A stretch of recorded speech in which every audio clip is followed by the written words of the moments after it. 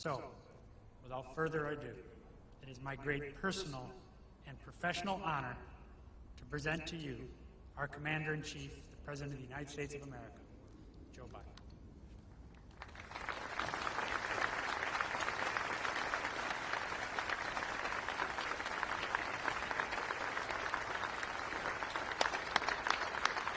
Thank you. Thank you, thank you. Thank you, Mr. Secretary.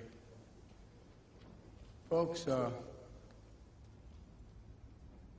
being President of the United States, you are afforded many opportunities to try to express your love, commitment, and admiration for the American people. And I must say to you that the single greatest honor I have been afforded as president is to stand before so many of you, those Medal of Honor winners out there, and talk about Veterans Day and veterans.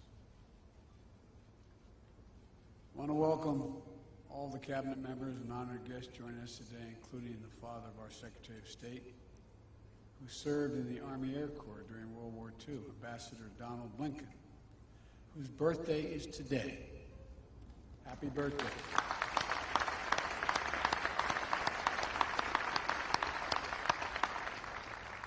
Thank you for your service to our country. And I just want to tell you, I know you're a little younger than I am, but you know, I've adopted the attitude of the great Negro at the time pitcher in the Negro Leagues, went on to become a great pitcher in the pros, into the Major League Baseball after Jackie Robinson.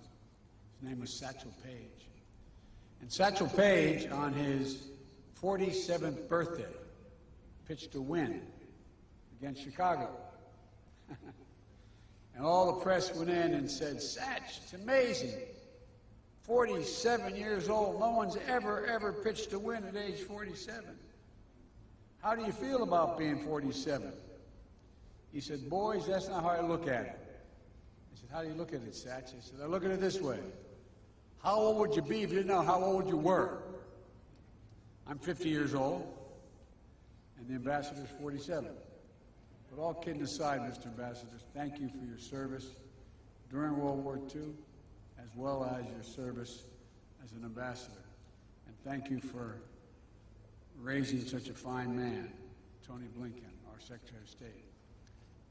To all our veterans, past and present, we thank you, we honor you, and we remember always what you've done for us. I'd like to recognize one of our national heroes who is here today, Medal of Honor recipient, Mr. Brian Thacker. During the Vietnam War, then First Lieutenant Thacker put the safety of his fellow troops above his own, providing cover fire against an attacking enemy, and even calling in artillery fire on his own position so our forces had a better chance to withdraw. Wounded, unable to leave the area, he evaded capture for 8 days until finally federal friendly forces retook the position. Yours is a remarkable story. It'll never be forgotten.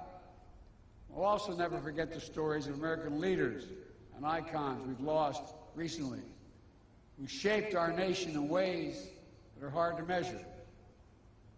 I've lost, like many of you, 3 good friends in the last month. General Colin Powell, a child of immigrants who grew up to be the Chairman of the Joint Chiefs of Staff, the Secretary of State, a man who was a friend but who earned the universal respect of Americans and people for his leadership in uniform and out. And a guy who became good friends, and many times I was in and out of Iraq as a vice president and a senator. General Ray Odierno, I met multiple times in Iraq, and who did so much to help get us where we are today. and who always put the troops and his veterans first. It was an honor to have my son, Major Biden, serve under his command at the time. And my friend and colleague, who was mentioned already, United States Senator Max Cleland, who as a triple amputee knew the cost of war as well as anyone could ever know it, and went on to champion the dignity and care of Americans and wounded veterans throughout his life. We lost all three of these incredible veterans in the last several weeks, and our hearts go out to their families. These are stories that inspire generation after generation of Americans to step forward to defend our nation. And today, we pay homage to the unrelenting bravery and dedication that distinguish all those who have earned the title of American veteran. It's an honor that not only a small percentage of Americans can claim, and one that marks those who are able to claim it as brothers and sisters. It's a badge of courage that unites across all ages, regardless of background, because to be a veteran is to have endured and survived challenges most Americans will never know. You've come through the trials and testing, braved dangers and deprivations, faced down tragic realities of war and death. You've done it for us. You've done it for America, to defend and serve American values, to protect our country and our Constitution against all enemies, and to lay a stronger, more secure foundation on which future generations can continue to build a more perfect union. Each of our veterans is a link in a proud chain of patriots that has stood in the defense of our country from Bunker Hill to Belleau Woods, Gettysburg to Iwo Jima, Chosin Reservoir to Konar Valley. Each understood the price of freedom, and each shouldered that burden on our behalf. Our veterans represent the best of America. You are the very spine of America, not just the backbone. You're the spine of this country. And all of us owe you. And so on Veterans Day, and every day we honor that great debt and recommit ourselves to keeping our sacred obligation as a nation to honor what you've done. We have many obligations to our children, to our elderly, to those truly in need. But I've gotten in trouble way back when I was a young senator for saying we only have one truly sacred obligation. We have many obligations, but one truly sacred obligation: to properly prepare those and equip those who we send into harm's way, and care for them and their families while they're both deployed and when they return home. This is a lifetime sacred commitment. It never expires. And for me and for Jill and for the entire Biden family, it's personal. When Bo was deployed to Iraq, after spending 6 months in Kosovo as an assistant U.S. attorney trying to set up a criminal justice system, I got a call from him one day. He said, "Dad, what are you doing Friday?" And I said, "What do you need, hon?" What do you need? He said, "I'd like you to pin my bars on." I said, "What in the heck have you done?" He said, "Someone's got to finish these wars, Dad." True story. Jill and I learned what it meant to pray every day for the safe return of someone you love. So many of you have done that. Our grandkids learned what it meant to have their dad overseas in a war zone instead of back at home for a year, tucking them into bed and reading that story every night.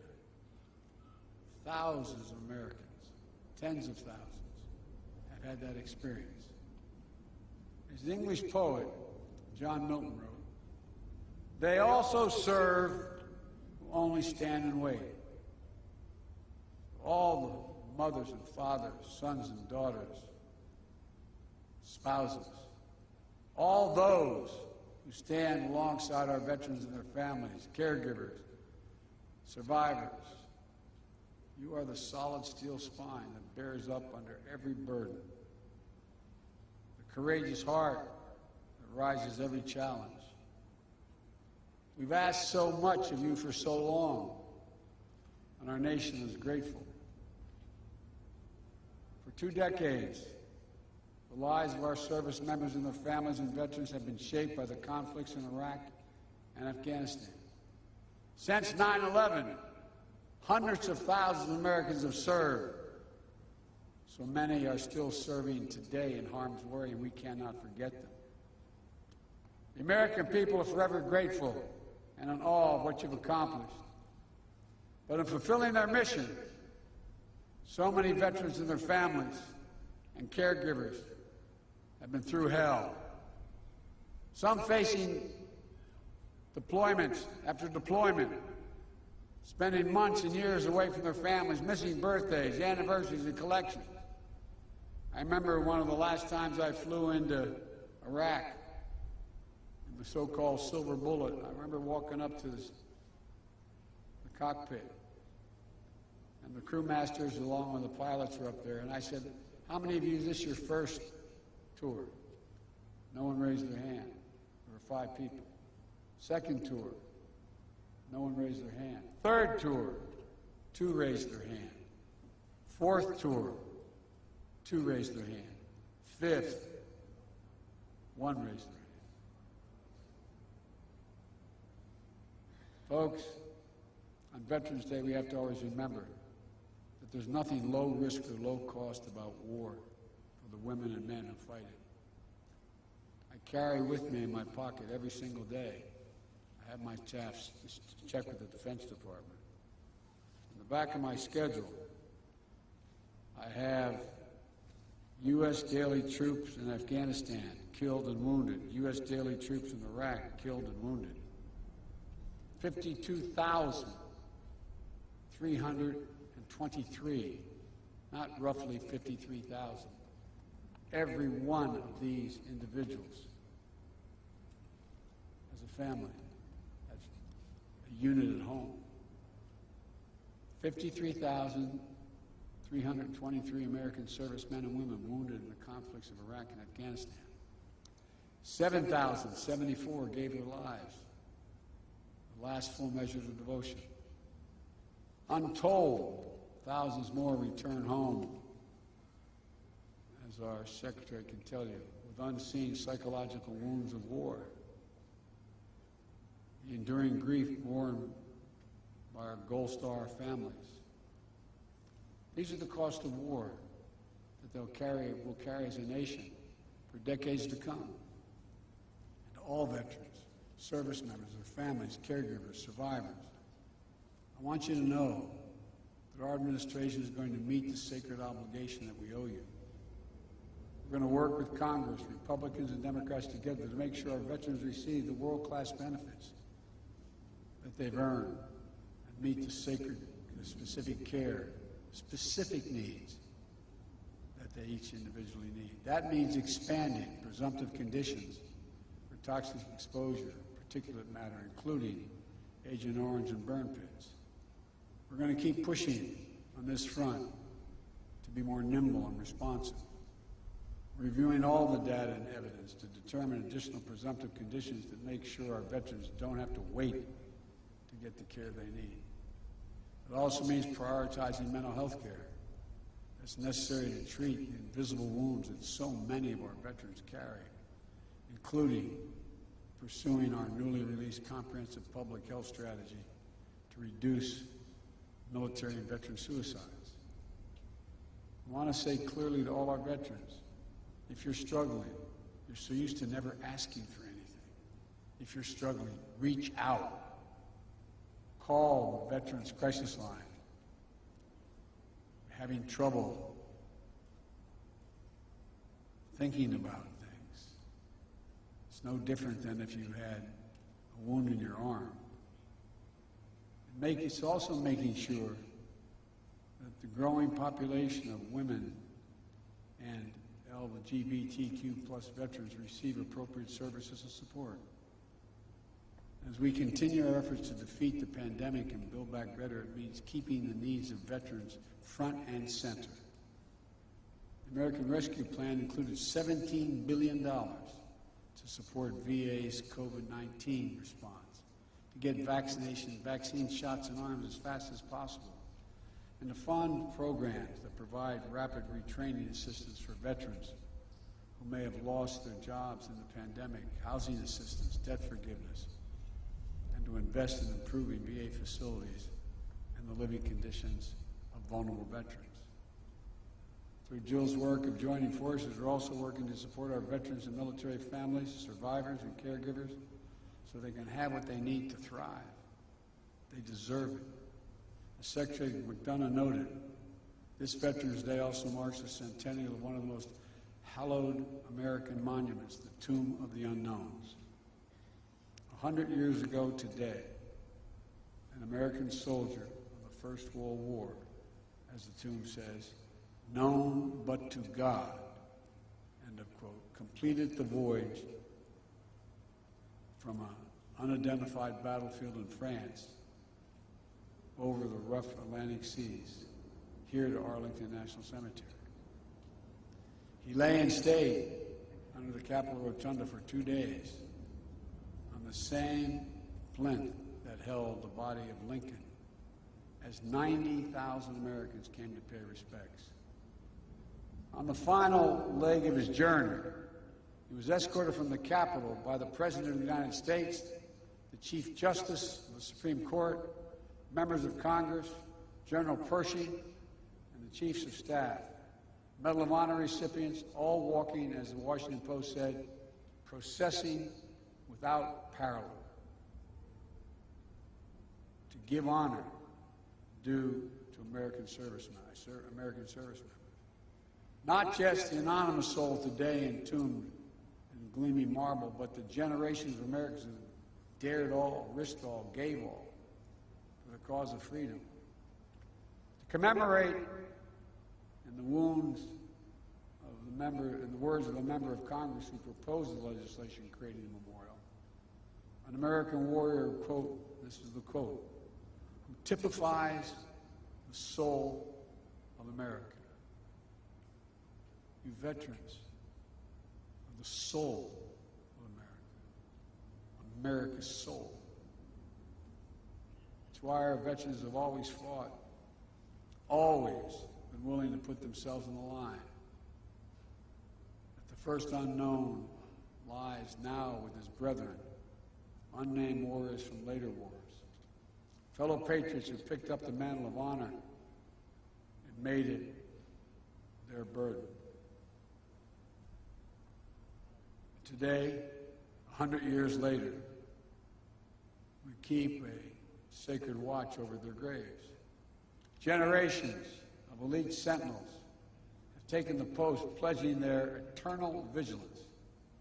We lay wreaths, we renew our oaths, we stand in solemn awe of such fidelity. Because for us to keep faith with American veterans, we must never forget exactly what was given us, what each of them is willing to put on the line for us. We must never forget that it is the mighty arm of the American warrior, never bending, never breaking, never yielding, generation after generation, has secured for us the blessings of a nation that still stands today as a beacon of liberty, democracy, and justice around the world. God bless you all. God bless all American veterans and those who proudly earn that title. And may God protect our troops.